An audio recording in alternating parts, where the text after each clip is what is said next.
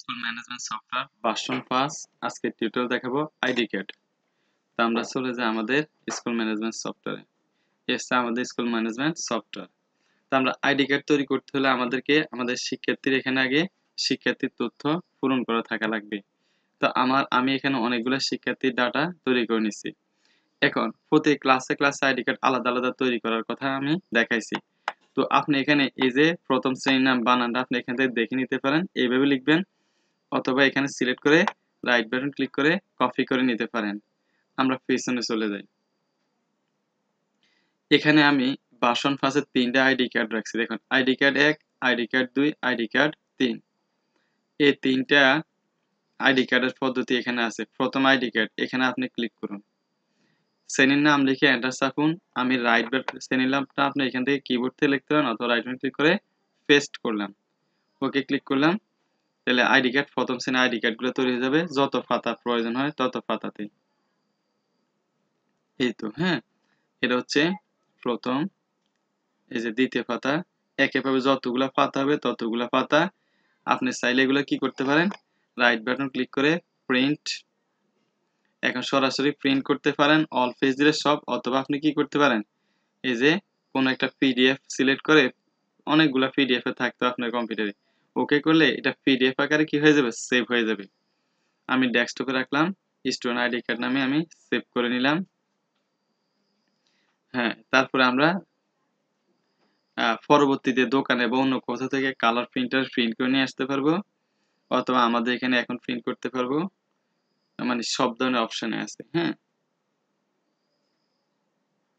এই যে দেখুন, হ্যাঁ, প্রিন্ট হয়ে গেছে, সরি পিডিএফ আকারে সেভ হয়ে গেছে। দেখলেন তো? এইভাবে আমরা চাইলে আমাদের আইডি কার্ড গুলা খুব সুন্দর করে তৈরি করতে পারি। ওকে, এখন আমি পরবর্তী দুইটা দেখাই। আইডি কার্ড 2 ক্লিক করলাম, শ্রেণীর নাম লিখে এন্টার চাপুন, এখানে রাইট বাটন ক্লিক করলাম, পেস্ট করলাম। এখন আমি এই যে দ্বিতীয় ডিজাইন আইডি কার্ডটা এখানে তৈরি হয়ে গেছে।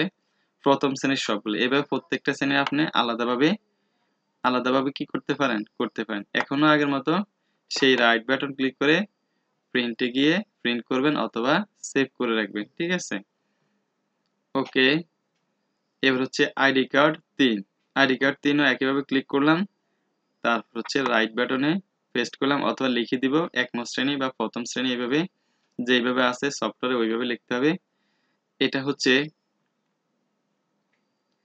অর্থাৎ উভয় পৃষ্ঠা দুই দিকে আপনি প্রিন্ট করার পরে এই দাগ বরাবর যখন আপনি এটাকে ভেঙে দিবেন, তখন এটা দুইটা মিলে কি হয়ে যাবে, একটা। আগে সমান করে কেটে ফেলতে হবে, তারপর খুব সুন্দর উভয় পৃষ্ঠার জন্য আইডি কার্ড তৈরি করে হয়ে গেছে, উভয় পৃষ্ঠাতে আসবে।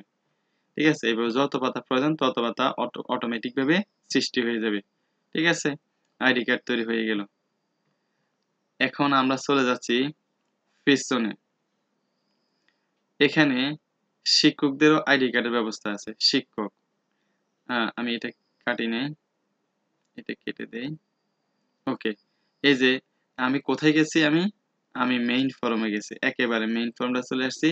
সেখানে শিক্ষকদের এখানে তথ্য যদি পূরণ করা থাকে তাহলে দেখাবে। আইডি কার্ডে আমি ক্লিক করলে এখানে তো শিক্ষকদের আর ক্লাস নাই, জাস্ট আমি ক্লিক করলাম, সবগুলো আইডি কার্ড তৈরি হয়ে যাবে শিক্ষকদের যতজন আছে। তো এখানে যে কজন আছে এই কজন আইডি কার্ডটা তৈরি হয়ে গেল। ঠিক আছে, একজনের ছবি দেওয়া আছে, ছবি সহ হয়ে গেল। আচ্ছা, এটা শুধু একটাই ডিজাইন, এখানে আর কোনো ডিজাইন করা হইল না। তো এ হচ্ছে আমার আইডি কার্ডের টিউটোরিয়াল। ধন্যবাদ সবাইকে।